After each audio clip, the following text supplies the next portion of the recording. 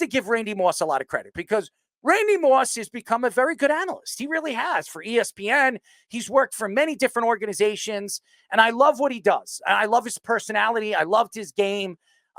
Little outspoken as an NFL player. It wasn't Terrell Owens, but a little bit under Terrell Owens and Chad Ochocinco, but a great personality. Randy Moss stating that Davante Adams and Aaron Rodgers inevitably are going to reunite as a New York Jet is a very interesting story. And I know a lot of Jet fans are excited to hear that. As we heard Mike Greenberg on ESPN this past week, very happy when Dan Orlovsky said that he believes it's going to happen as well. But here's the story. How do the Jets bring Davante Adams in if they only have $6.2 million of cap space?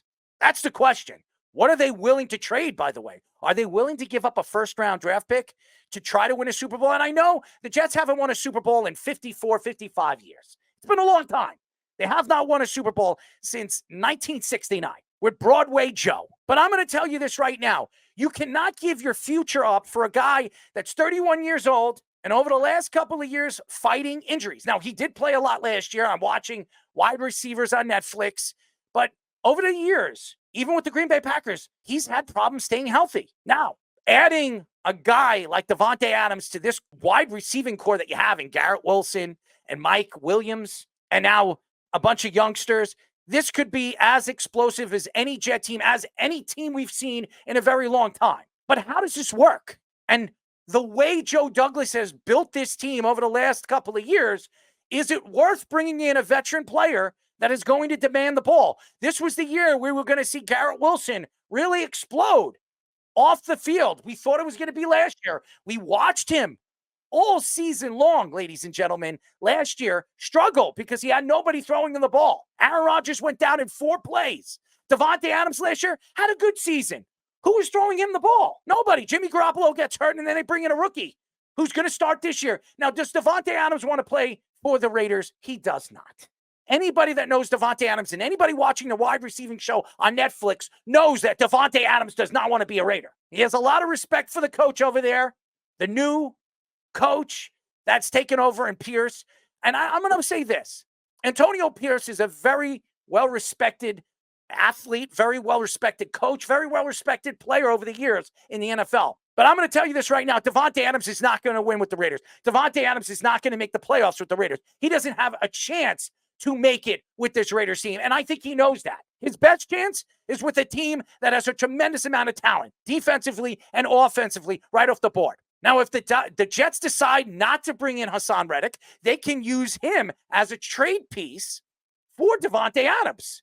You could trade a guy like Haason Reddick to a team like the Raiders that would definitely could use another pass rusher. They have Mason over there. You add another guy to that edge. They can have one of the more dominant defenses in that division. And maybe defense will help them get over the top. It usually doesn't. It does in the playoffs. It doesn't in the regular season. Davante Adams is a player that demands a lot of coverage on a football field.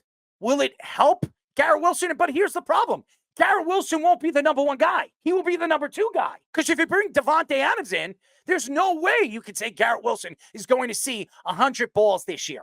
There's no way. And you know Aaron Rodgers loves Davante Adams, as we've heard Aaron Rodgers come out and say that Davante Adams is the best wide receiver in football. But it does seem inevitable that these guys are going to play with one another for the New York Jets. But how does it work? And how are the Jets going to make this work?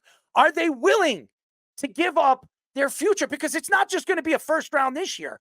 It probably is a first round this year and a second round next year or a third round next year to land a guy like Davante Adams. And then you're going to have to figure out how these salaries are going to work. And by the way, you're going to have to give Garrett Wilson a contract in the next year or two. He's going to demand it, especially if he has another good season.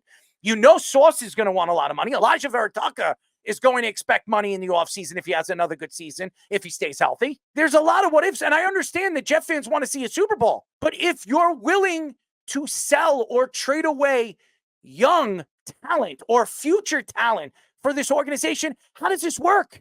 Aaron Rodgers, how many years does Aaron Rodgers have left? 2 at best. I know he says he wants to play till I think he said 45, and he's 40. He's going to be 41 this year. So that's 4 years. Does anybody believe that Aaron Rodgers is going to play 4 years? I do not believe it. Now, if Davante Adams comes here, maybe he plays another 2, 3 at most. There's no way. And I know a lot of Jet fans are going to be sitting here and thanking Boomer Esiason for mentioning this, or Randy Moss mentioning it. This doesn't work for the New York Jets. It doesn't. It puts them in salary hell. The Cowboys have been in salary hell for the last, 4 years, 5 years, maybe even longer, because of the Ezekiel Elliott move. That hurt them. And all those years of giving defensive players the money that they've given them. And that's because of Jerry Jones running the organization. Now you have a guy like Joe Douglas, and Joe Douglas has been very, very good with the cap. He really has been. He's moved around the cap the way he expected to move around the cap, and he's drafted very, very well. But he hasn't brought in very good free agents. As we've said, DJ Reed is probably the best one he's done since the New York Jets and him have existed together. And I don't trust Robert Saleh, even if you bring in Davante Adams. How are they going to run this offense? Are they going to do whatever Aaron Rodgers wants? Now, Nathaniel Hackett is loving this.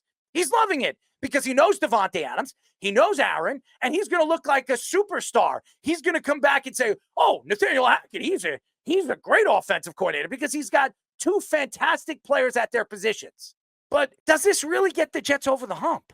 Haason Reddick, I thought, was the missing piece to that defense. And now Joe Douglas can't re-sign him. He can't. Because Haason Reddick has already come out and said that he will not play for the Jets unless he has a new contract.